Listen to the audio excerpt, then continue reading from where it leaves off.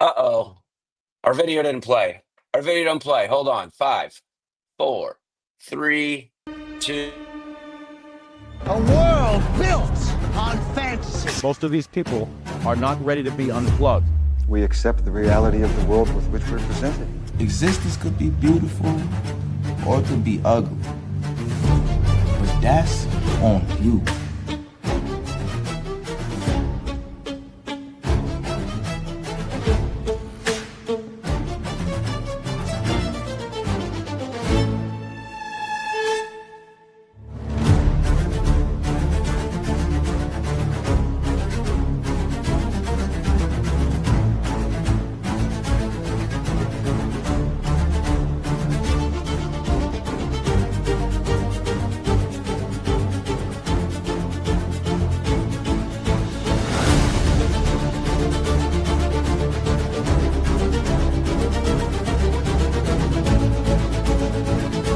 You want to build something.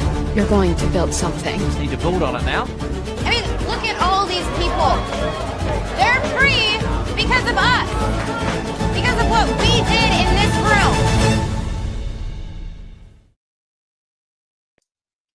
room. Boom, and welcome to the Developer Workshop. It is November 25th. I'm here with Matthew and James. Good afternoon or evening or morning to you guys. Hey. Good early afternoon, I suppose it is now. Hello, everybody. G Microchain. Microchains, everybody.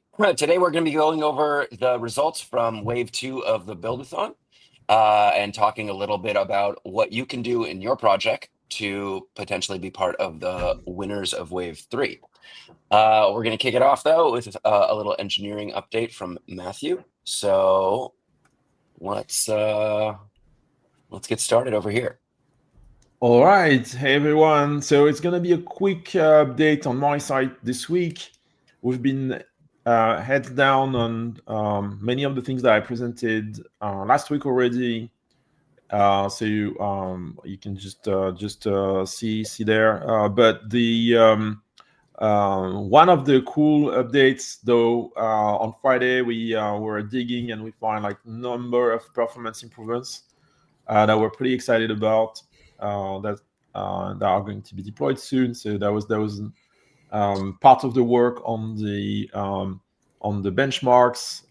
We're still working on the blog in itself and finding all those improvements. So that feels pretty good. For the rest, we're heads down on working on our next demo that you'll hear about very soon, hopefully. Yeah. And that was it. I think I needed some sort of like Oh, nice. We got sounds now. All right. Okay. I guess Should have known that's you'd like have that now, but we're not actually presenting it right now. So for Okay. next time. Do you have like is that like a keyboard? Like you have like the MIDI, like the MIDI keyboard with the sound effects? Kind of. I mean, I only have a limited set right now, but we could always add in more. James laughing, that kind of thing. Always fun, yeah. Oh, Yeah. God. And so that was it for me today. And one more thing. So we are investigating, and some people said that they still have problems with the Game of Life points. We're gonna do another round of investigation, but the idea is that if you resubmit, last time we looked, normally things should work, and if you resubmit your puzzles, that should kick the process. But yeah, we're gonna make another pass just to make sure.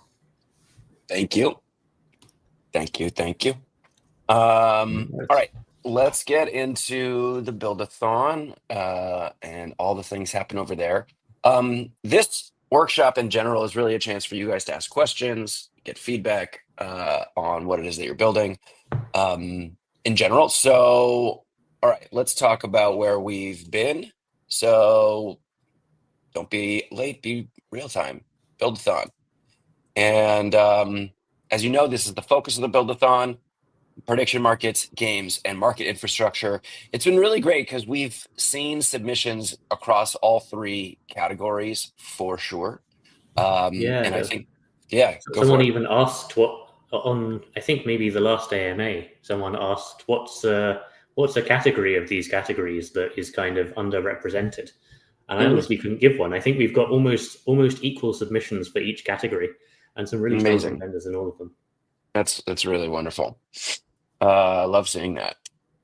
Okay, so here's where we are right now. So we just completed wave 2, both the build phase and the evaluation phase. It wrapped up last Friday. We are now in the build phase of wave 3. I've already started to see some submissions come in. Even James, this is exciting. Some new submissions that were not submitted in wave 1 or wave 2 that are totally brand new. That is exciting. Yeah, so I'm excited to see that. This wave goes until November 30th, which is essentially like it's this Sunday. Yeah, so you have through the end of this week to submit. It's fast, guys. These things come fast, but it's really exciting. I really do love this format because we are seeing improvements each time. We're seeing new projects come in, right? The prize money goes up each time, as does the XP rewards. And so it's a very different than I think just your average hackathon. You know, you have a weekend to kind of produce something and you hope you win. Like this is it's a long-term project. We're seeing the improvements over time. And yeah, I think it's better for the builders, it's better for us as evaluators. Like, you know, we'll talk about it in a second, but our evaluation process got a lot better in wave 2 than in wave 1. You know, and so, you know, we're all getting better as we go through this. And this represents really like by the end of this is the halfway point. So it's good stuff. It's really nice to be able to iteratively improve on the projects, because there's this thing you get with more traditional style hackathons where, you know, someone submits a project and then we go, oh, that's not actually, you know, it's not what we're looking for, or you fail to adhere to this particular bit of the specification or whatever, and we have to disqualify it. Whereas this one, even if you don't make it into a particular wave, then you can ask and you can get feedback, and in the next wave you can iterate again and get better awards each time. Totally true. There's a question about my voice. Have you got a cold? I wouldn't say I have a cold, but I did celebrate my birthday yesterday and it was loud, and I'm not hungover, but my voice seems to be hungover. We're all adults here. Okay, so that's I apologize for the frogginess. Okay, so what happened in wave 2? In wave 2, we had a cat. No, in wave 2, there were 58 submissions, which led to 13 winners. The breakdown here was 15 green, 40 yellow, 3 red. So a lot more meeting the minimum requirements. Only a few really didn't do anything. This round, we mean literally didn't. There are a few submissions that were just empty repositories. Yeah, thus red, thus not ready. So no, I mean, in the first wave, it was different. This wave, we did want to give more people XP for trying, even if you didn't fully comply with this second piece, which is every project was supposed to compile and run successfully and include a functional Linera contract. Many of the top submissions used the Buildathon template. We'll talk about that in a second. Microbet got the top votes. So shout out to Igor Bowl, who submitted Microbet. It is a prediction markets app. Yeah, good job. Good life advice. Relationships matter. I think it's important for you guys everybody who's here listening right now, like, kudos to you. Thank you very much for being here. We see you. It helps that you are asking questions, getting feedback. And so that's just our advice to you, is jump into dev chat and ask questions from other builders in the community, or from James or any of the other Linera engineers. Feedback is better than complaints. That's not an arrow. That is a greater than sign. right? In life and in buildathons. Okay, wave 3, November 30th is the deadline. Use the template, or even better, deploy to testnet Conway using the Linera web client library. We can do both. You can also do both.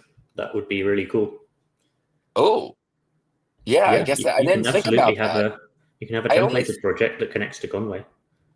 Oh, I only thought of it like even the way that we have it written here, like do this or do this. Yeah, but maybe that's not true. Like I'm a programmer. We don't mean exclusive or by default usually. It's the and/or. Yeah. Wait, how would you program that? Now I'm curious. Now I want to know. Like, what is there? Is literally or just mean and or? In usually, yeah. And then there's a special different operation called exclusive or XOR that you write with like a circle plus or a hat sometimes. That means only one of. Yeah. Okay. Thank you. See, in the side, James, slightly different language sometimes. Yeah. James is teaching me how to code on the side over here, which is great. Okay, so yeah, this is a little bit different, a change to the submission requirements for wave 3. I'm jumping here. We'll back up in a second, but since we are talking about the template versus the live demo, James, can you just walk us through this? Why do we make a slight change to the submission requirements? What does this represent and mean? Yeah, so we had a couple of submissions, actually 3 or 4, I think, that were using a custom wallet of some kind, i.e. not the Linera web client library, but either JaoKK's Checo wallet or Niraj's Croissant, which is amazing. Like, they're both super good. But we had to, because we can't really run local software on our dev machines for security reasons, and we don't want to have to spin up a VM for every submission, we decided not to test the integration with those ones. So the projects, the projects themselves still got points, and we still looked at them, but we didn't manage to, we couldn't really go through the full flow as it was intended, I think. And that was a real shame, because there's been a lot of work put into these wallets especially, and then as well, of course, the applications that use them. So for this particular, for this next wave, we've decided to relax the requirement just a little bit, and we have specifically allow the use of, as well as the web client library with all its usual backends, we're going to allow the use of Checo wallet and Croissant if you want to use those as the wallet integration for your app. Hopefully not too many people will, because they're going to be a bit more of a pain for us to check. But yeah, if you do want to, the option is open, because it felt really bad to give negative points for doing more work, right? Right. I actually got a question about this in a Telegram DM. I'm going to put you on the spot right now. So someone was actually trying to use the Croissant wallet for a different project. And they mentioned something about the extension installs fine and window.linera is available. I can't answer questions about either of these wallets. Right. They are not Linera products. You should talk to JaoKK or to Niraj directly. Yep. You know what? That means I answered the question correctly, James. So, yeah, if you, so let us be very clear. We recommend and prefer that you use the Linera web client library. And we will support you with it. We will support you with it. Okay. If you want to go crazy and try using the Checo wallet or Croissant wallet, those are created by community builders. Specifically, I should probably put this somewhere, but ZaoKK created the Checo wallet and Niraj created the Croissant wallet. You can ask them. Niraj is right here. Niraj is here.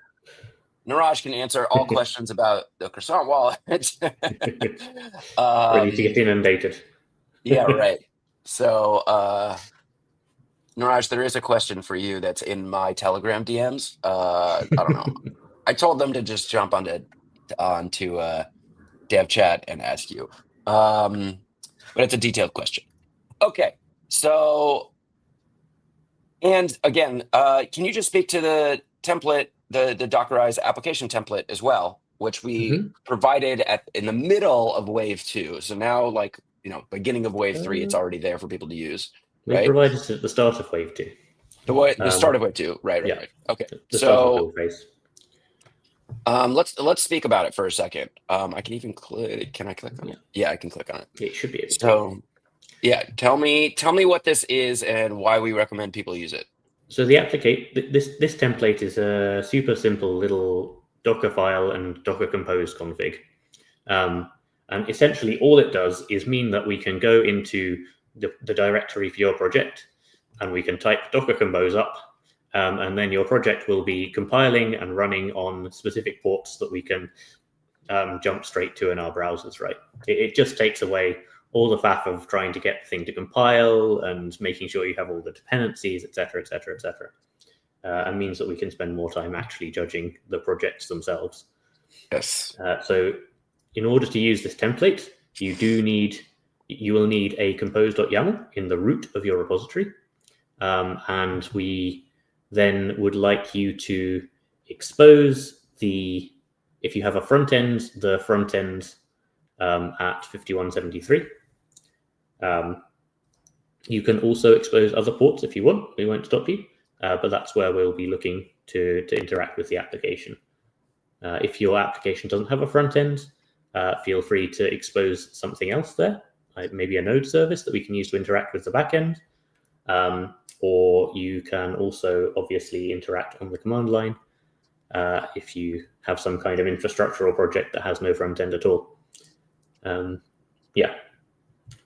You can either do this, or you can also live host, as we've said before, live host a web page somewhere that uses the Linera client library to connect directly to testnet Conway, and then we'll test it that way. If you want to submit both things, thoroughly approve, please do that.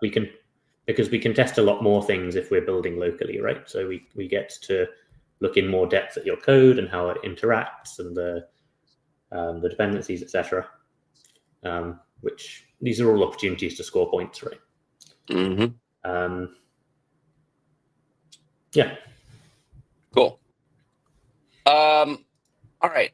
Shoop has a question here, which we can try to address. Yeah. What milestones we need to reach in wave 3? I think the way this works is whatever milestones you chose to reach. Right. I mean, it definitely depends on your project. One thing I'll say is that, like, the competition increases every wave. So what was potentially a winner in wave 1 might not be a winner in wave 3, because everybody's been working on their project and improving it. And so the competition gets more fierce as we go along. There's some basic requirements, which is what we're talking about here, right? The basic requirements being it has to compile and run, and it has to have a Linera contract, right? I should have put that here. I didn't put that here, but if we set it back, we're going to go back for a second. It says it right here, right? This round, every project had to compile and run successfully and include a functional Linera contract. That is now backed true for every single future round, right? That does not go away. And so at the very least, you need that. And then, that's not like a milestone. That's a floor, right? That's a floor, right? That's a floor. I would also say that, like, really, let me ask this as a question, James. Front end versus back end. Do you think there's more weight put on a really, like, great code base? The way that it uses microchain architecture is very, like, well designed versus, like, oh, it's a really beautiful front end. Like, so we have one category for the front end, right? Of our judging stars. I think that there are probably more opportunities to do more interesting things on the back end, because that's what we're kind of all here for. We're looking for apps for Linera, right? and all of the Linera specific stuff is going to be happening mostly on your backend, apart from like real-time notifications. So there are a bunch of Linera features you can be using. There are we've got events, we've got temporary chains and message passing and all of these good things. And you'll get great points for that on the integration front. And probably the scalability front if you're using it right. The front end is also important though. We've got a whole category for it here, and I don't want to denigrate any front end devs. It's really important as well to have something that people can actually use, right? For the infrastructure side of things, especially, it's not unheard of to have things without a back end at all, that are just designed to be without a front end at all, that are just designed to be called from other contracts. And that's fine, that's good. But if users can, go to a web page and play with it, then most likely more people are going to start using it straight away. Cool. Good. Almost a non-answer, really, right? There's space to excel in both cases. Given that it is a Linera specific buildathon, I think there is maybe a bit more space to excel in the back end. Right. All right. I wanted to shout out the winners of this is really small. You can't even see it.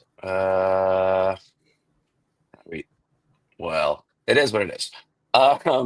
So I'm going to shout out just all the winners of Wave 2: Microbet, Fair Drop, Dead Keys, Blackjack on Microchains, Mineable Meme Coin Protocol on Linera. Definitely the biggest tongue twister in the group. Mineable Meme Coin.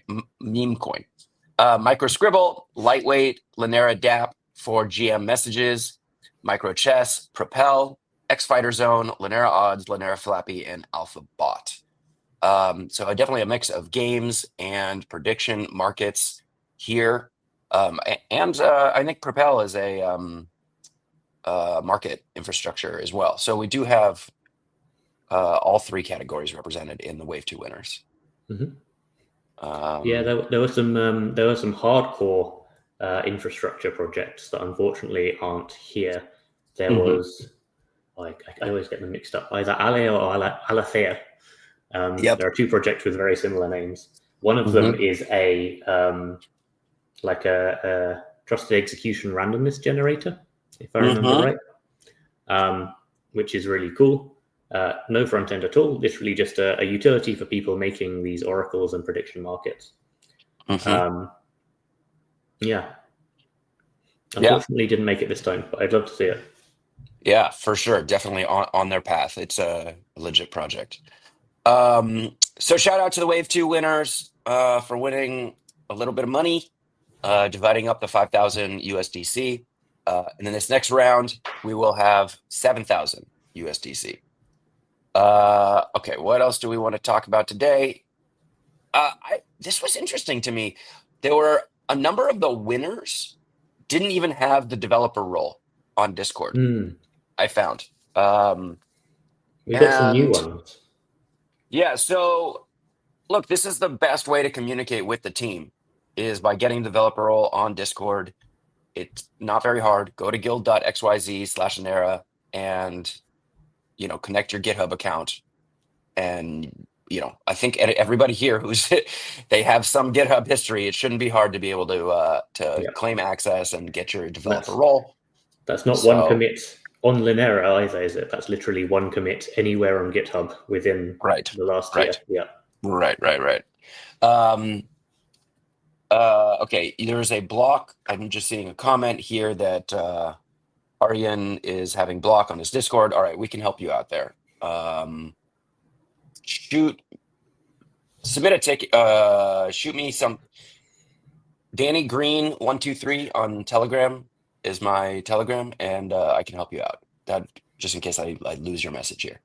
Okay, what else do you want to say? That's pretty much it. Okay, that was the presentation. So let's see. Is there anything else that we should talk about? Is there other questions that people have? Yeah, let's see what we've got. Mm-hmm. Seeing a lot so far. Yeah. Yeah, I guess everything's super clear. I hope so. Just going back to our criteria, again, make sure that it compiles and runs and includes a Linera contract. Judging criteria. All right. That's pretty much the story.